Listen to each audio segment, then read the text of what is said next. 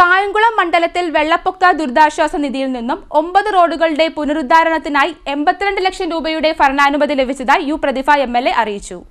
കാലവർഷക്കെടുതി മൂലം ഗതാഗത യോഗ്യമല്ലാതായി തീർന്ന റോഡുകളുടെ അടിയന്തര പുനരുദ്ധാരണത്തിനാണ് തുക അനുവദിച്ചത്.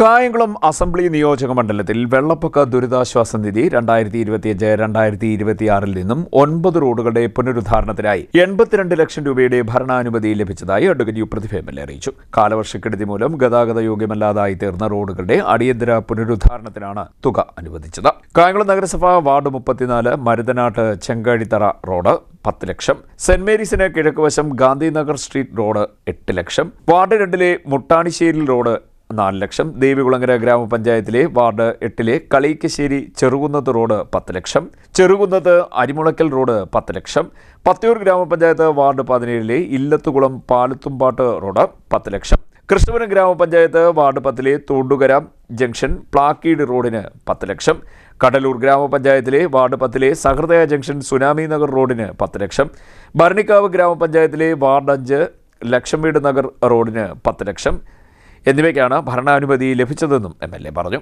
അതാത് തദ്ദേശ സ്വയംഭരണ സ്ഥാപനങ്ങൾക്കാണ് നിർമ്മാണ ചുമതല. സാങ്കേതിക അനുമതി ലഭ്യമാക്കി പ്രവൃത്തികൾ എത്രയും വേഗത്തിൽ പൂർത്തിയാക്കുന്നതിന് വേണ്ട നിർദ്ദേശം ബന്ധപ്പെട്ട ഉദ്യോഗസ്ഥർക്ക് നൽകിയിട്ടുള്ളതായും MLA പറഞ്ഞു.